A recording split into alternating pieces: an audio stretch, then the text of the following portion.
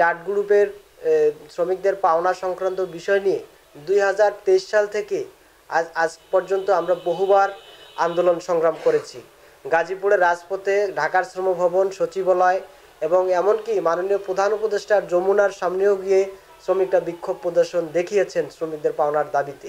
কিন্তু দুঃখজনক হলেও সত্য, এই মালিক সে বর্তমানে থাইল্যান্ডে অবস্থান করছেন, সপরিবারে বিলাসবহুল জীবনযাপন করছেন, কিন্তু তার কর্মীদেরকে সে যে পাওনা বকেয়া রেখে গিয়েছেন সেই বকেয়া পাওনা পরিশোধের ব্যাপারে সে কার্যকর কোনো উদ্যোগ গ্রহণ করেনি। এরপরে শ্রমিকদের বিক্ষোভের মুখে, আন্দোলনের মুখে সরকার শ্রমিকদের পাওনা পরিশোধের জন্য সুদমুক্ত 13 কোটি টাকা লোন দিয়েছেন এই মালিককে।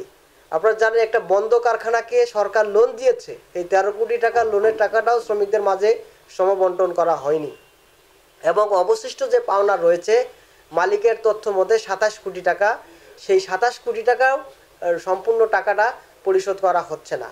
শ্রম উপদেষ্টার কাছে স্মারকলিপি দেওয়া হয়েছে, মাননীয় প্রধান উপদেষ্টাকে আমরা স্মারকলিপি দিয়েছি, যমুনায় ঘেরাও করে।